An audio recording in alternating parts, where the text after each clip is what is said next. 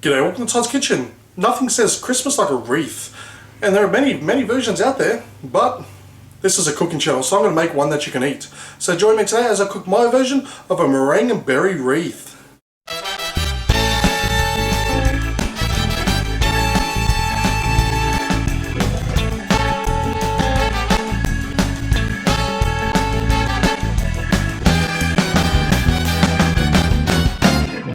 Okay, so to start off with, into a mixing bowl, we're going to place in 4 egg whites that I've just separated nicely. Now, using a hand mixer or a stand mixer, we're just going to beat these until they start to froth up. Okay, so as you can see, the mix is starting to froth up. So I'm going to grab 1 cup of caster sugar, or superfine sugar, and just going to slowly add a little bit at a time, just so it slowly incorporates. Okay, once all the sugar is in, we're just going to keep on beating this until it comes up to a nice glossy look and soft peaks start to form. Okay, so as you can see, it's nice and glossy and peaks are starting to form. So next we're just going to add in a tablespoon of corn flour or corn starch. So let that mix in. And then a tablespoon of vanilla extract.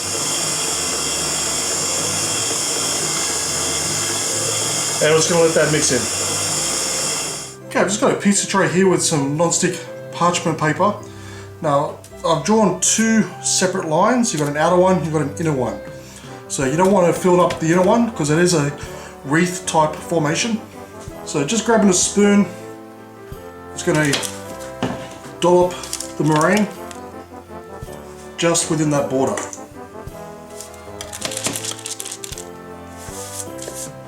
Now you want it to be sort of messy and hilly like so, because it looks more like a wreath.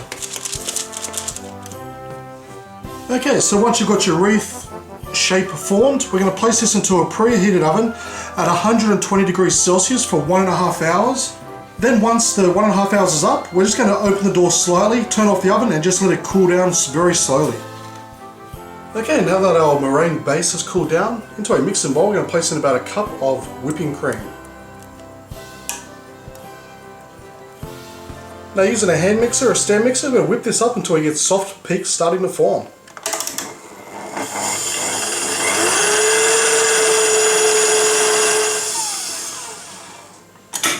Okay, now that we're at the soft peak stage, we're just going to sift in some icing sugar, confectionery sugar, just to add a little bit of sweetness.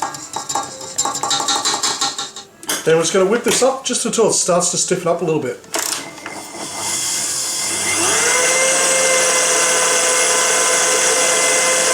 Okay, so we have our cooled down meringue. So just grabbing our cream, we're just going to lightly coat the top.